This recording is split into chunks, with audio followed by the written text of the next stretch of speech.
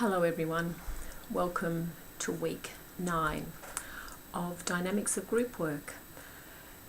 In this short video I'm just going to talk about some of the challenges, I guess, and considerations that group leaders face around the cohesion and decision making in groups. This particular video complements the PowerPoints that you can have a look at also that are on LearnLine, and I'll just go briefly through some of the key points.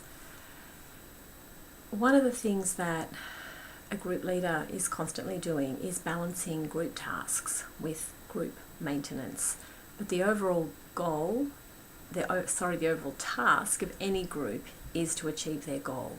So that's where the purpose of the group is paramount, and the people who are there need to be well aware of what that goal is. The actions that move towards that goal are regarded as task functions. Maintenance refers to the functions which meet particularly the social, emotional and the intellectual needs of the members. So we have these two terms, the task function and the maintenance. And there's a balance that group leaders are constantly striving towards to keep those two in check constantly. I'm looking at slide 3.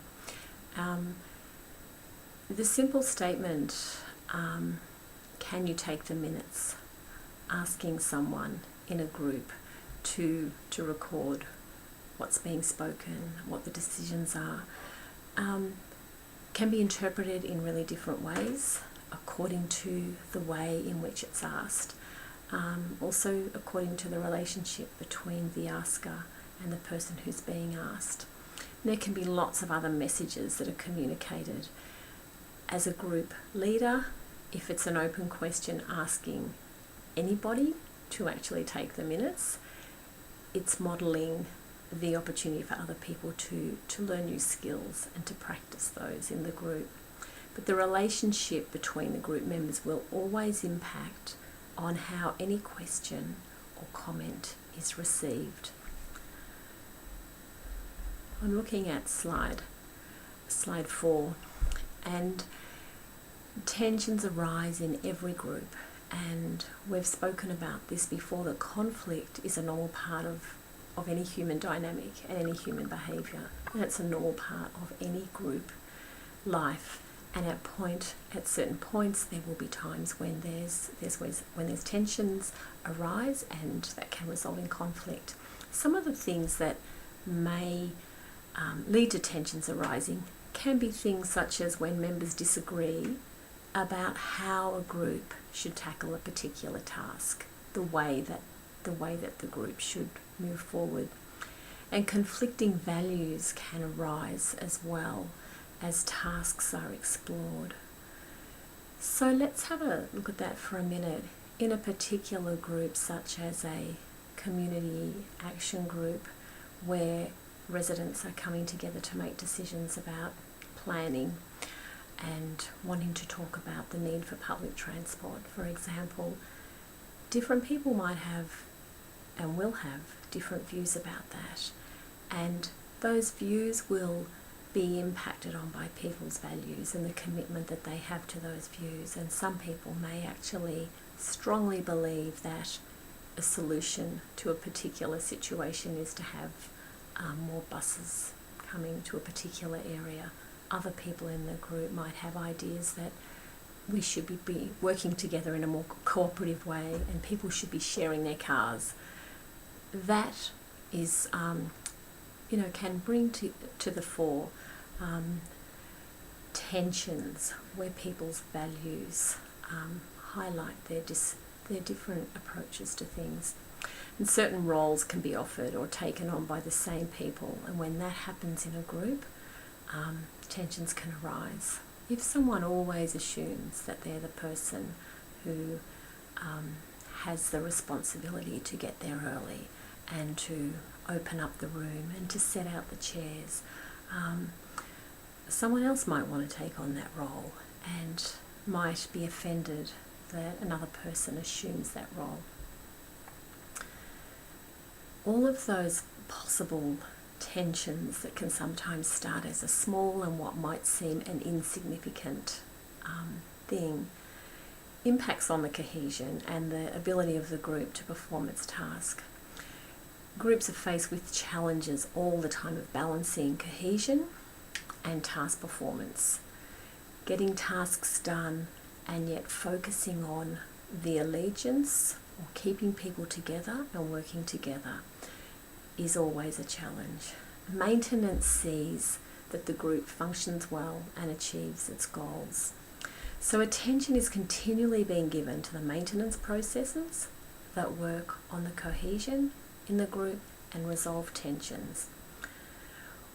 One example or way of thinking about this might be a group that's organising an event and that does have those different views expressed that highlight some disagreements and highlight tensions. What might be some maintenance activities that would allow people in the group to actually express those different views, but at the same time to allow the group to move forward? A couple of those could be ways that the group leader might respond to that. Is it seems that we've got quite a few different viewpoints here about how to plan this event and how to move forward. Let's have a brainstorm. Let's list all of the different ideas. Let's not talk about them, just let's list them all on the whiteboard first so everyone can see their idea. That's one way that can diffuse some of the tensions. Let's go through another process. Invite people to list the 3 top priorities. So a brainstorming process may have taken place and people are asked to use coloured pens or to go up and put a star next to the idea or the solution that they like the best, and they're asked to choose 3. Immediately that narrows down all of the options. Immediately it also gives voice to perhaps those who haven't been so vocal in the group. Revisiting the goals is another way that a group can check whether what's happening currently, what the tensions are about, what the conversation's about, is also going back to and connected to the goals of the group. Sometimes it can be appropriate to also give the task to a smaller group to go away and to discuss their ideas in greater detail and to bring those back and present them to the larger group. Excuse me. Task roles include these sorts of actions: giving information, providing an opinion, coordinating, summarising, proposing, and initiating various tasks. Maintenance roles include encouraging people, establishing standards, and we've talked a lot about group rules. That would be one example of a maintenance role. Following and expressing group feeling. So maintenance roles is about taking time to check with people that the processes are including people's opinions and that people's needs are being met. Evaluating, diagnosing or assessing and testing for consensus. Does everybody agree about that idea? They can be sometimes both task and maintenance functions. I'm now looking on slide 7, and when we're looking at task and maintenance roles, excuse me, the types of questions or comments that may be made, particularly around maintenance, for example, might be questions that the group leader asks. How are we going here? Do we need to spend more time on this? Has everybody who wants to spoken about this topic? There's been some different views expressed here. Let's take time now to listen to them. Maintenance questions are checking in with people and paying attention to the process. It could also include, maybe we need to have a break now. We weren't planning to, but maybe we need to have a break so that people can go away and think about what we're talking about, and then we'll come back and talk about the way forward after a break. Maintenance questions is attending to the process of how the group functions. The task is about why we're here, and about how we're getting things done. So some of the task questions or task comments might be, we've got 30 minutes to do this. Let's get our facts straight. We need to have a report ready by the next week. Who can do this? Or who can write up these notes? So the task questions are more focused. Task and maintenance roles is where the leader is responsible for making sure that the task and the maintenance functions are attended to. So the leader is responsible all the time for balancing and attending to both of these. Good maintenance creates trust in a group, and that leads the group to operating more effectively.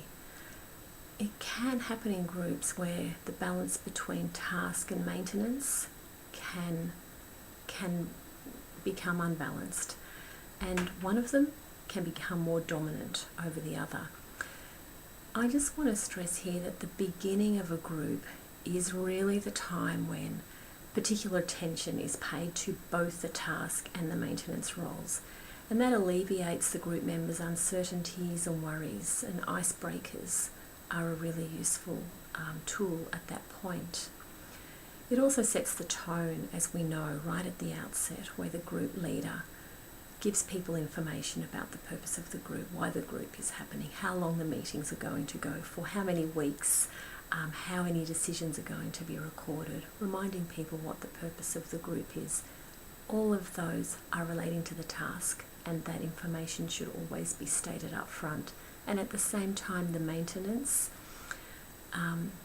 role is given attention as well in the very first meeting and at the outset of a group, where the group leader pays attention to talking to people about, this is how we're going to do it.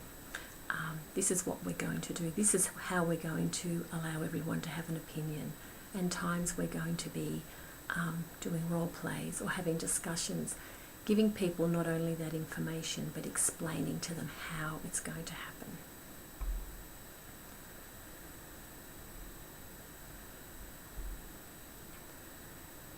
There's different types of leadership roles and styles that we've spoken about before, and they also have a bearing on task and maintenance roles. The autocratic role, I beg your pardon, excuse me, autocratic leadership style often results in a greater focus on task and not enough maintenance. So what do we have to get done? We've got to make decisions, we've got to move quickly, pushing through what needs to be done without paying attention to maintenance. This is a typical trait of autocratic leadership style. Laissez-faire leadership style might focus a lot on maintenance and not enough on task. So a lot of time spent talking about people's comfort, how are we going, we'll focus on the process, but it actually can lose focus and also lose focus on the task. Democratic leadership style usually has a pretty good mix of focusing on task and maintenance.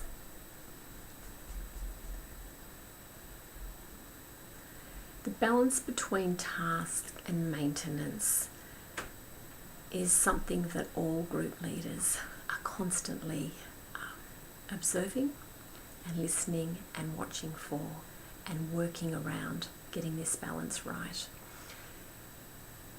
As a group leader, you'll need to reconsider the balance. If there's too much maintenance happening, the sorts of things that are likely to be obvious in that group is that people are losing interest. They're nervous, they're restless, there's subgroups forming, there are people chatting in the corner, or some people are dominating, or there's a lack of energy and really slow progress. If there's too much task, then there's a lack of cohesion, and the experience of the meeting or the group can be cold and unfriendly. People look overloaded, they look tired, they're overwhelmed. There's side conversations, there's whispering, and there's subgroups forming. So people get frustrated and their needs are not being met. So what affects the balance? Group leaders' response will have a direct impact on that balance. An example of this may be if too much time is spent in a group session listening to one particular person's difficulty or problem, that can create a maintenance overload, focusing on one person's need. Or if too much time is spent on the detail of planning for the group, it can create a task overload. If the whole group is involved in all the details, the dates, the times, how much money needs to be spent, and this uses the energy of the group that could be used in a more constructive way, that can create task overload. So what would a group leader do if there's a sense that that balance between task and maintenance needs to be adjusted? Constantly, group leaders are monitoring the group's balance. The group leaders, as we know, are juggling many different roles. And remember a slide a few weeks ago that showed the Jewish bottle dance, and showed the dancers, a group of men dancing with bottles on their head and having to focus on their steps and following the rules and listening to the music, and at the same time not dropping the bottle that was on their head. It's so similar to the role of the group leader, where the group leader is juggling all these different responsibilities. As part of the observation role of a group leader should be very aware if the participants are seeming cohesive or whether they're on edge with each other, and checking with the participants themselves that balance, asking the participants that question and addressing it that way can be a really useful strategy. So using direct statements or asking questions of group members, it seems like we've been talking about this particular matter for a long time and we haven't resolved it. Let's take a break and come back later, making a suggestion or asking the group, we've been talking about this for 5 minutes now and it seems that we're not getting anywhere. Have other people in the group got suggestions about how we can go forward? There are different ways of utilising the group's knowledge and experience, but it's the responsibility of the group leader to move forward.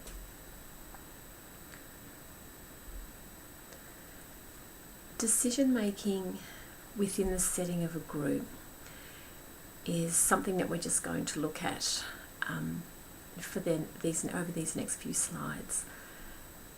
At any point there can be decisions that need to be made, whether it's a task group or a treatment group. Making decisions is a way that group members often experience either feeling really frustrated or feeling empowered because they're involved in that process. Here are some different responses to how decisions can be made in groups. No decision is made. So a group member might make a suggestion, but that might be completely ignored, or the subject is changed. In other words, the group leader doesn't listen to the different views and no decision is made.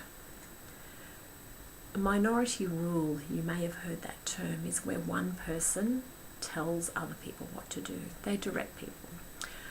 Or a couple of people decide to go ahead and make a decision or implement a decision without input from the others.